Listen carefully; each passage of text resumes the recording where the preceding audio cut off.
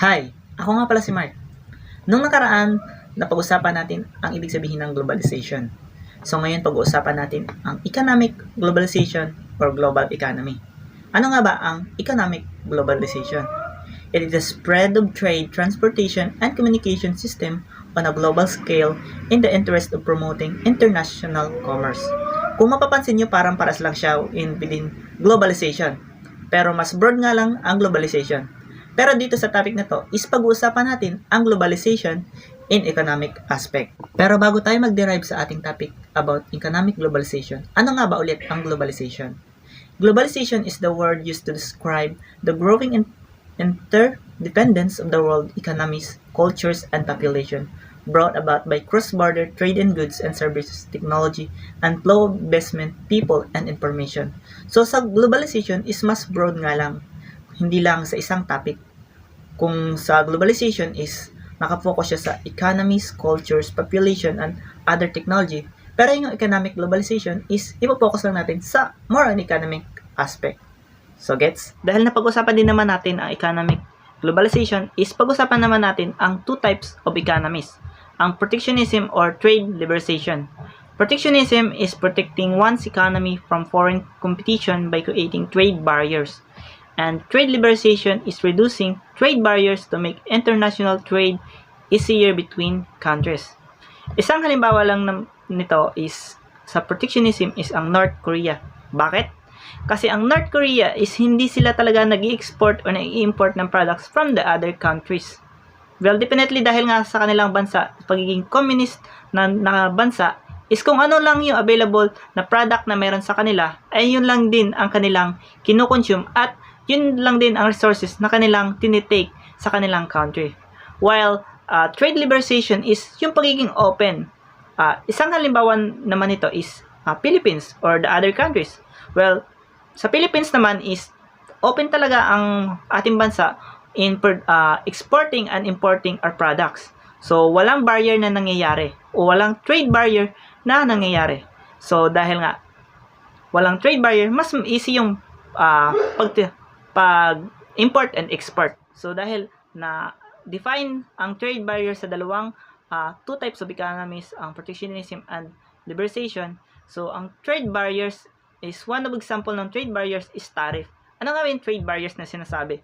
Trade barriers is the required fees on exports and imports and exports of product. So, baga, ito yung bayad kapag tayo nag-export ng product. Maring transportation man yan or other aspect para mapunta yung product sa atin or yung product natin is mapunta sa ibang bansa. Paano nga ba ito nangyayari? Example, meron ako ditong pen. Meron akong Apple pen. Okay, sige, next joke. Hindi. Serious thought. So, example, meron akong pen dito. Kung sa country A ito is nagko-cost siya ng 6 pesos and dahil sa tariff is naglagay ako ng tariff na 4 pesos for transportation other aspect para mai-transfer tong product na to sa ibang bansa. So sa country B, ang magiging presyo nito is magiging 10 pesos. Yun ang example ng trade barriers. So context lang din kaya nga mas prefer natin na bumili ng mga product ng ibang bansa sa mismong bansa nila dahil mas mura doon. Example nga lang nito is yung mga supercar or hypercar like Lambo or Mustang. Mas mura yun sa mismong bansa kung saan siya produce. Kapag in-export kasi dito sa Philippines dahil sa tariff nangyayari is nagiging mahal. Kung 8 million sa ibang bansa dahil sa tariff, nagiging 12 million. Papatungan kunwari nila ng 4 million, parang ganun. So, mas prefer nilang bumili. Kaya nga, maraming mga nababalita na mga smuggled na sasakyan na galing ibang bansa dahil dun sila bumibili. Hindi dito mismo sa Pilipinas. So, it's just about the context para mas lalo maintindihan natin ang sinasabing trade barriers. So, yun. Dahil napag-usapan natin yung two types of economies. Well, may possible din na ang isang protectionism country is maging trade liberalization. Halimbawa nito is ang US and Korea. South Korea.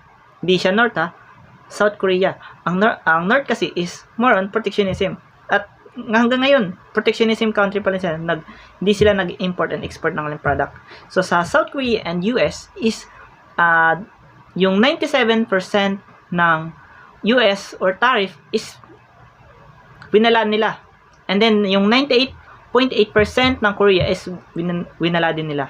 Example nito is yung Hyundai came from Korea na in-export from US.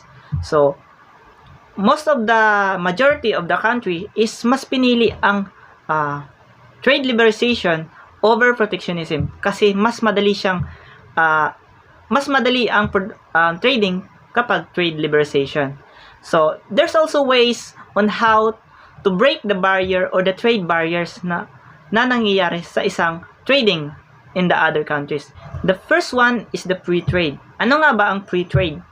Free trade is the trading of goods and services between two or more countries without tariff or taxes. Well, definitely. Free trade. Baga, walang tariff.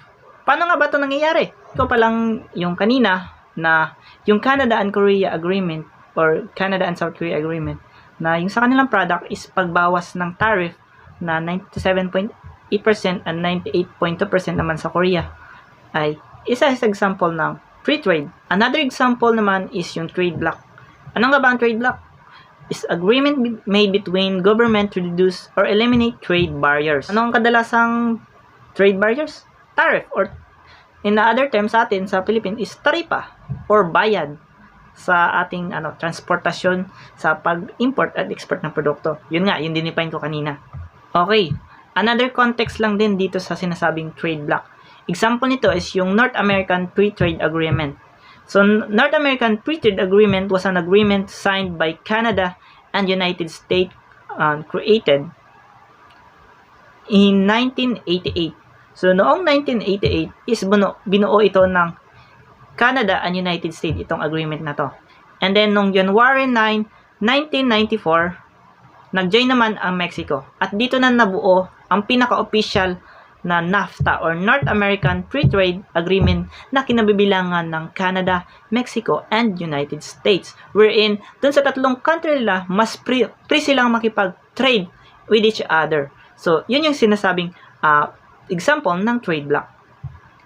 So, yun, dahil napag-usapan natin yung free trade and trade block, is isa pa sa another way para maging mas madali ang pag-trade natin is sinasabing outsourcing, or outsourcing is the manufacturing job transfer from developed nation to developing nation reduce the cost of the product. So, ano ibig sabihin nun? Muling balikan natin yung sinasabi kong sa pen. Dahil nga merong tariff na 4 pesos from country A, nagiging 6 pesos siya, then pag transfer siya dun sa country B, magiging 10 pesos dahil sa tariff. Pero dito sa outsourcing, hindi mismo yung product ang ita-transfer dun sa kabilang country, kundi yung mismong manufacturing or production company. Within, nagkakaroon siya ng agreement between two countries na, kuwari, si Tricia. Halimbawa, si Tricia isang Singaporean entrepreneur. At ito namang si Mark is isang sa Philippine-based entrepreneur. At ang gusto ni Mark ay maging mas mura yung binibentang product ni Tricia. So ngayon, mag-uusap yung dalawa na sabihin, Uy Tricia, tuloy ba ang production mo sa amin? Wala pa akong budget pero gusto ko sa Pilipinas tayo magbuo ng kumpanya. O yun naman pala eh. Di tuloy na natin. Ako na bahala sa lupa or anything else. Pero sana man lang mag-operate ka. O sige, basta hati tayo sa shares ha. Hindi pwede. Gustuhin mo man pero gusto kita. Gusto ko. We could be partners panghabang buhay. At of course, dahil sa sinasabing outsourcing, magkakaroon dito ng benefits kay Mark na magkakaroon ng job opportunities sa kanyang bansa. So, sa next video naman is pag-uusapan natin yung other significant global factors. So, which is World Bank, International Monetary Fund, and World Trade Organization.